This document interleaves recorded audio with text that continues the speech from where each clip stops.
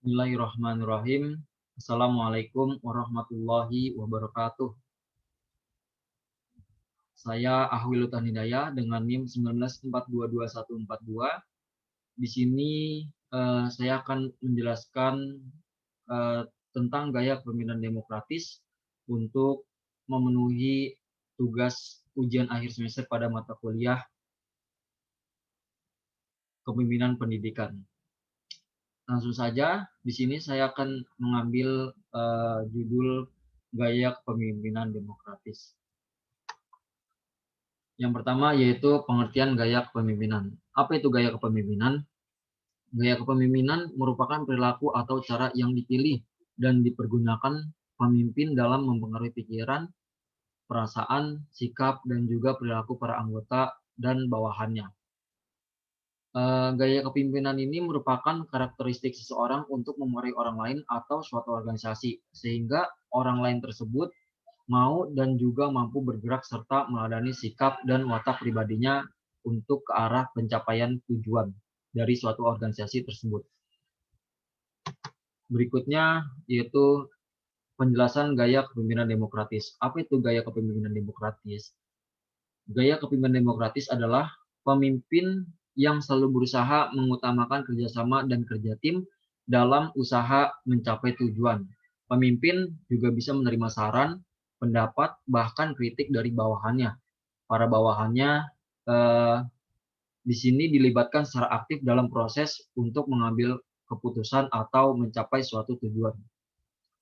Menurut Woods, gaya kepemimpinan demokratis merupakan kemampuan mempengaruhi untuk orang lain agar mampu bekerja sama dalam mencapai tujuan yang telah ditetapkan dengan cara berbagai kegiatan yang akan dilakukan, ditentukan bersama antara pimpinan dan bawahan. Bisa dikatakan kepemimpinan demokratis adalah yaitu menitik beratkan kepada aktivitas yang dilakukan kelompok menjadi sangat berpengaruh dalam mencapai tujuan kelompok yang ditargetkan. Dengan ini juga bisa digambarkan kalau pemimpin tersebut sadar bahwa pemimpin membutuhkan dukungan dan partisipasi dari bawahannya. Perlu dapat penghargaan dan dorongan dari atasan dan juga butuh mendapatkan support atau dukungan moral dari teman yang memiliki posisi yang sama dengannya. Itu adalah gaya kepemimpinan demokratis. Berikutnya adalah indikator gaya kepemimpinan demokratis. Menurut Sutarto, indikator kepemimpinan demokratis antara lain di sini saya ambil 8. Yang pertama yaitu wewenang pimpinan tidak mutlak. Apa yang dimaksud dengan pimpinan tidak mutlak? Bawahan dapat memberikan masukan atas keputusan yang dibuat oleh pimpinan, sehingga cara pengambilan keputusan didasarkan atas musyawarah. Kemudian yang kedua, terdapat pelimpahan sebagai wewenang kepada bawahan. Yang dimaksud adalah keputusan sifatnya tidak semua bergantung pada pimpinan tersebut, yang mana bawahannya juga bisa membuat keputusan, tetapi dalam taraf yang sewajarnya. Kemudian yang ketiga, kebijakan dibuat bersama antara pimpinan dan bawahan. Yang dimaksud adalah dalam pengambilan keputusan ataupun penyusunan kebijakan selalu melibatkan bawahannya, sehingga keputusan bukan hanya mementingkan sebelah pihak saja atau hanya mementingkan pimpinan tersebut. Kemudian yang keempat ada komunikasi berlangsung timbal balik. Maksudnya adalah tidak ada kecanggungan antara bawahan dan juga pimpinan dalam hal berkomunikasi. Tetapi bawahan tetap menghormati pimpinan sebagai pemimpin mereka. Kemudian yang kelima yaitu pengawasan dilakukan secara wajar. Maksudnya adalah pengawasan yang dilakukan pimpinan tidak secara berlebihan sehingga bawahan mereka merasa tertekan. Tetapi dari pihak bawahannya juga menjaga kepercayaan yang diberikan oleh pemimpin tersebut. Kemudian yang keenam, prakarsa datang dari pimpinan maupun bawahan. Yang dimaksud dari sini adalah ide suatu kegiatan bukan hanya berasal dari pimpinan saja, eee, melainkan juga bawahan, asalkan ide tersebut dapat membawa organisasi ke arah yang lebih baik dan juga tentunya berkembang. Kemudian, eee, yang ketujuh yaitu penyaluran aspirasi bawahan secara luas. Pimpinan tidak membatasi kesempatan bawahan dalam menyalurkan aspirasinya, sehingga bawahan berhak berpendapat semaksimal mungkin. Kemudian yang kedelapan yaitu tugas diberikan bersifat permintaan. Yang dimaksud di sini adalah tugas yang diberikan pimpinan, bisa berasal dari permintaan bawahan yang tentunya bertambah positif bagi organisasi tersebut. Kemudian di sini ada kelebihan dari gaya kepemimpinan demokratis. Yang pertama yaitu, eee, lebih memperhatikan bawahannya untuk mencapai tujuan organisasi. Yang kedua, semua kebijaksanaan terjadi pada kelompok diskusi dan keputusan diambil dengan dorongan dan bantuan dari pemimpin. Yang ketiga, kegiatan-kegiatan didiskusikan, langkah-langkah umum untuk tujuan kelompok dibuat, dan jika dibutuhkan petunjuk-petunjuk teknis, pemimpin menyarankan 2 atau lebih alternatif prosedur yang dipilih. Kemudian yang keempat, para anggota bebas bekerja dengan siapa saja yang mereka pilih dan pembagian tugas ditentukan oleh kelompok. Kemudian yang kelima, menekankan 2 hal yaitu bawahan dan tugas.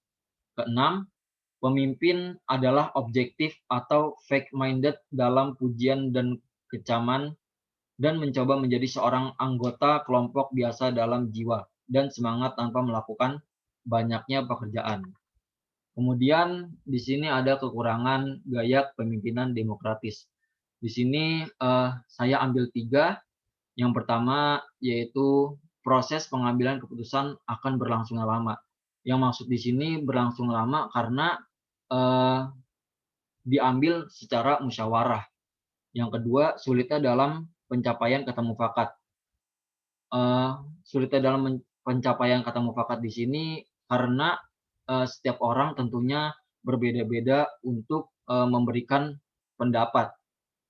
Yang ketiga, akan memicunya konflik. Maksudnya di sini adalah apabila keputusan tidak sesuai dengan salah satu dari anggota tersebut, dan apabila ego masing-masing anggota tersebut, egonya masih tinggi begitulah, maka akan memicu konflik. Berikutnya, pengaruh gaya kepemimpinan demokratis. Tentunya umumnya untuk pengaruh pada karyawan. Penelitian yang dilakukan Susanti menyatakan bahwa gaya kepemimpinan demokratis mempunyai pengaruh yang sangat kuat terhadap kinerja karyawan dan telah teruji kebenarannya. Gaya kepemimpinan demokratis terhadap kinerja karyawan memiliki persamaan regresi yang signifikan dan linier. Artinya, variabel kinerja karyawan dapat dijelaskan oleh variabel gaya kepemimpinan demokratis. Menurut Setiawan, dia menyimpulkan bahwa gaya kepemimpinan demokratis berpengaruh signifikan terhadap kinerja karyawan. Pada perilaku kepemimpinan demokratis yang cenderung mendorong para karyawan untuk menumbuhkan dan mengembangkan daya inovasi dan kreativitas sehingga dapat meningkatkan kerja karyawan di bawah pimpinannya. Lalu juga yang saya baca menurut Rifai, gaya kepemimpinan demokratis ditandai dengan adanya suatu struktur yang pengembangannya menggunakan pendekatan pengambilan keputusan yang kooperatif. Hal ini tentu membuat karyawan merasa dilibatkan oleh pimpinan, sehingga karyawan tersebut mendorong untuk melaksanakan tugas dan pekerjaan dengan baik. Akibatnya, karyawan di sini akan mencapai kinerja yang lebih baik. Hal tersebut menunjukkan bahwa gaya kepemimpinan demokratis dapat berpengaruh positif terhadap kinerja karyawannya. Kepemimpinan demokratis ini sangat menghargai potensi setiap individu yang terlibat di dalamnya, mau mendengarkan nasihat dan juga sugesti terhadap bawahannya, dan bersedia mengakui keahlian para spesialis dengan bidangnya masing-masing. Aspek mampu memberikan manfaat kapasitas setiap anggota yang tentunya sangat efektif mungkin pada saat-saat kondisi yang tepat. Dengan kata lain, bahwa kepemimpinan demokratis ini adalah kepemimpinan grup developer. Itu saja pengaruh gaya dari kepemimpinan demokratis. Berikutnya yaitu adapun contoh tokoh pemimpin dengan gaya kepemimpinan demokrasi, yaitu pada presiden kita yang ke-6, yaitu Bapak Susilo Bambang Yudhoyono. Beliau adalah presiden pertama Indonesia yang dipilih secara langsung atau melalui demokrasi oleh rakyat Indonesia pada tahun 2004 dan berulang lagi pada tahun 2009 dalam berbagai kebijakannya. SBY yang berlatar belakang militer ini ternyata lebih sipil dibanding orang sipil dan lebih demokratis dibanding tokoh lainnya. SBY juga sangat menjaga proses demokrasi yang berlangsung di Indonesia selama 10 tahun.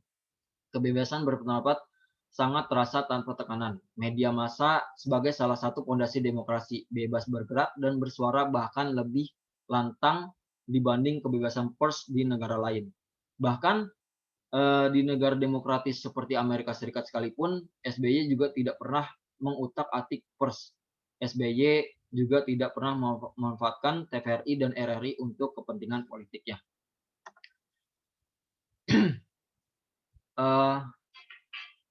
Terakhir, kesimpulan dari gaya kepemimpinan demokratis. Pada gaya kepemimpinan demokratis ini, terdapat koordinasi yang kuat atas pekerjaan yang diemban masing-masing bawahan, sehingga kekuatan utama bukan pada pimpinan, melainkan partisipasi aktif dari semua anggota. Rasa tanggung jawab internal pada masing-masing bawahan juga menjadi salah satu dasar dalam gaya kepemimpinan ini. Selain melibatkan bawahan dalam mengambil keputusan, seorang pemimpin juga menerapkan gaya kepemimpinan ini juga harus bersedia mengikuti keahlian para spesialis dengan bidangnya masing-masing. Juga mampu memanfaatkan kapasitas setiap anggota seefektif mungkin pada saat-saat kondisi yang tepat. Mungkin itu saja yang bisa saya sampaikan, kurang lebihnya mohon maaf. Billahi taufik wal hidayah. Wassalamualaikum warahmatullahi wabarakatuh.